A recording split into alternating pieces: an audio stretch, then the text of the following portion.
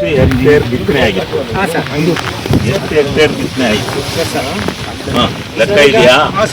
ಎಷ್ಟು ಹೆಕ್ಟೇರ್ ಬಿತ್ತನೆ ಆಗಿದೆ? ಜೋಳ ಸರ್ ನಮಗೆ ಹಾಸನಲ್ಲಿ 45,000 ಹೆಕ್ಟೇರ್ ಟೋಟಲ್ ಏರಿಯಾ ಸರ್ ನಮ್ದು ಹಾಸನ ತಾಲೂಕು. ಅದ್ರಲ್ಲಿ 35,000 ಹೆಕ್ಟೇರ್ ನಾನು ಕೇಳ್ತಾ ಇರೋದು ಕಟಾಯ ಹೋಗ್ಲಿ ಬಿತ್ತನೆ ಆಗಿದೆ 6,000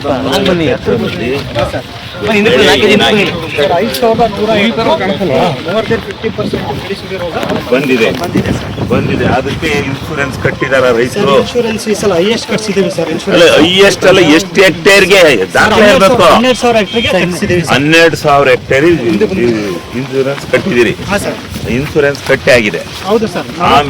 ಕಟ್ಟಿದ್ದಾರೆ ಸರ್. 43,830 ಜನ ಕಟ್ಟಿದ್ದಾರೆ. ಆಮೇಲೆ ಅದಕ್ಕೆ ಅವ್ರು ಬಂದಾರ, ಇವರು ಇನ್ಶೂರೆನ್ಸ್ ಕಂಪನಿಯವರು ಯಾರು? ಬಾರಪ್ಪ ಇಲ್ಲಿ ಹರೀಶ್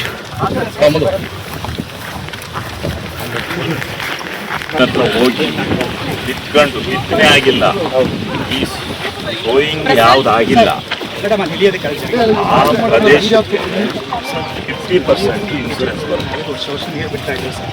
ನಾವು ಈಗ ಏನು ಇಮಿಡಿಯೇಟ್ ಆಗಿ ಬೆಳೆನೇ ಬರದಲೇ ಹೌದು, ಅದನ್ನ ನಾವು ಫಸ್ಟ್ ಕೊಡ್ಬೋದು. ಇನ್ಶೂರೆನ್ಸ್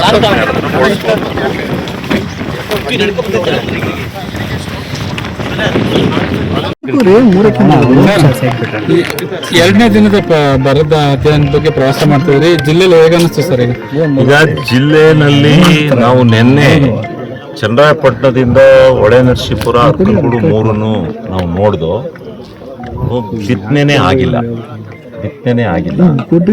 ಆಮೇಲೆ ಬಹಳಷ್ಟು ಸುಮಾರು 75% 80% ಬಿತ್ತನೆ ಆಗಿಲ್ಲ. ಬಿತ್ತನೆ ಆಗದೆ ಇರುವಂತ ಈ ಸಂದರ್ಭದಲ್ಲಿ ನಾವು ಅವರು ಇನ್ಶೂರೆನ್ಸ್ನ ಕಟ್ಟಿರ್ತಕ್ಕಂಥ ರೈತರುಗಳಿಗೆ ಮೊದಲು 25% ಪರಿಹಾರನ ಅವ್ರಿಗೆ ತಾತ್ಕಾಲಿಕ ಪರಿಹಾರವಾಗಿ ಕೊಡಬೇಕು. ಆ ಕೊಡುವಂತ ಕಾರ್ಯಕ್ಕೋಸ್ಕರ ಈ ಕಾರ್ಯಾಚರಣೆ ಮಾಡ್ತಾ ಇದ್ವಿ. ಒಂದನೇದು ಬಹಳ ಮಟ್ಟಿಗೆ ಆಗಿಲ್ಲ, ಬಿತ್ತನೆ ಆಗಿಲ್ಲ. ಅದರಿಂದ ಬರ ಅಂತೇಳಿ ಡಿಕ್ಲೇರ್ ಮಾಡಿಸ್ಬೇಕಲ್ಲ, ಅದಕ್ಕೆ ಒಂದು ಗೈಡ್ಲೈನ್ಸ್ ಇದೆ, ಒಂದು ನಿಯಮಾವಳಿ ಇದೆ. ನಿಯಮಾವಳಿ ಪ್ರಕಾರ ಜಿಲ್ಲಾಧಿಕಾರಿಗಳ ನೇತೃತ್ವದಲ್ಲಿ ಇಡೀ ರಾಜ್ಯದಲ್ಲಿ ಅಧ್ಯಯನ ಮಾಡಿ ಡಾಟ್ನ ಡಿಕ್ಲೇರ್ ಮಾಡೋದು ನಾವಲ್ಲ, ರಾಜ್ಯ ಅಲ್ಲ, ಕೇಂದ್ರ ಸರ್ಕಾರ ಡಾಟ್ ಡಿಕ್ಲೇರ್ ಮಾಡೋದು. ನಾವು ವರದಿ ಕೊಡಬೇಕು. ಇದಕ್ಕೆಲ್ಲ ಪೂರಕವಾದಂಥ ದಾಖಲಾತಿಗಳನ್ನು ಕೇಂದ್ರ ಸರ್ಕಾರಕ್ಕೆ ಕಳಿಸ್ಕೊಡ್ಬೇಕು. ಆ ಕೇಂದ್ರ ಸರ್ಕಾರ ಡಾಟ್ ಅಂತ ಡಿಕ್ಲೇರ್ ಮಾಡಿದ ಮೇಲೆ NDRF ಗೈಡ್ಲೈನ್ಸ್ ಅಂತ ಒಂದಿದೆ. ಆ NDRF ಗೈಡ್ಲೈನ್ಸ್ ಪ್ರಕಾರ ಮತ್ತೆ ರೈತರಿಗೆ ಯಾವ ರೀತಿ ಪರಿಹಾರನ ಕೊಡಬೇಕು ಅಂತಕ್ಕಂಥ ನಿರ್ಣಯವನ್ನು ತೆಗೆದುಕೊಳ್ತಕ್ಕಂಥದ್ದು ರಾಜ್ಯ ಮತ್ತು ಕೇಂದ್ರ ಸರ್ಕಾರಗಳ ಎರಡು ಜಂಟಿ ಸಮೀಕ್ಷೆಯಲ್ಲಿ ಆ ನಿಯೋಗದಲ್ಲಿ ತೀರ್ಮಾನ ಆಗುತ್ತೆ. ಅದಕ್ಕೋಸ್ಕರ ಈಗ ನಾವು ಕೇಂದ್ರ ಸರ್ಕಾರ ಮೊದಲು ಯಾರು ಬೆಳೆನೇ ಬಿತ್ತಿಲ್ಲ, ಯಾರು ಇನ್ಶೂರೆನ್ಸನ್ನು ಕ್ಲೈಮ್ ಮಾಡಿದ್ದಾರೆ ಅವ್ರಿಗೆ ಮೊದಲನೇದಾಗಿಯೇ ಅವ್ರಿಗೆ ಪರಿಹಾರ ಕೊಡಿಸ್ತಕ್ಕಂಥದ್ದು. ಯಾರು ಬೆಳೆನ ಬಿತ್ತಿ ನಾಶ ಆಗಿದೆ ಅವ್ರಿಗೆ ಇನ್ಶೂರೆನ್ಸನ್ನು ದೊಡ್ಡ ಪ್ರಮಾಣದಲ್ಲಿ ಕೊಡಿಸ್ತಕ್ಕಂಥದ್ದು. ಈ ಕೆಲಸ ಒಂದು ಕಡೆ. ಎರಡನೇದು NDRF ಗೈಡ್ಲೈನ್ಸ್ ಪ್ರಕಾರ ನಾವು ಈ ವಿಸಿಟ್ ಮಾಡಿ ಇಡೀ ರಾಜ್ಯ ಸರ್ಕಾರದಲ್ಲಿ ಒಂದು ಕೇಂದ್ರ ಸರ್ಕಾರದ ಕಾನೂನಿನ ರೀತಿಯಲ್ಲಿ ಒಂದು ವರದಿಯನ್ನು ಕೊಟ್ಟು ಆ ಕೇಂದ್ರ ಸರ್ಕಾರದಿಂದ ಡಾಟ್ ಅಂತ ಡಿಕ್ಲೇರ್ ಮಾಡಿಸ್ಕೊಂಡು ಬಂದು ಕೇಂದ್ರ ಮತ್ತು ರಾಜ್ಯ ಸರ್ಕಾರಗಳ ಒಕ್ಕೂಟ ವ್ಯವಸ್ಥೆ ಒಳಗಡೆ ನಾವು ಮತ್ತೆ ರೈತರಿಗೆ ಯಾವ್ಯಾವ ರೀತಿ ಬೆಳೆ ಪರಿಹಾರನ ಎಕರೆಗೆ ಎಷ್ಟು ಕೊಡಬೇಕು, ಏನು ಕೊಡಬೇಕು ಅನ್ನೋದನ್ನು ತೀರ್ಮಾನ ಮಾಡಿ ರೈತರಿಗೆ ಕೊಡೋಕ್ಕೋಸ್ಕರ ಆ ವರದಿನ ಕೇಂದ್ರ ಸರ್ಕಾರಕ್ಕೆ ಕಳ್ಸೋಕ್ಕೋಸ್ಕರ ಈ ಅಧ್ಯಯನ ಪ್ರಾರಂಭ ಮಾಡಿದ್ವಿ.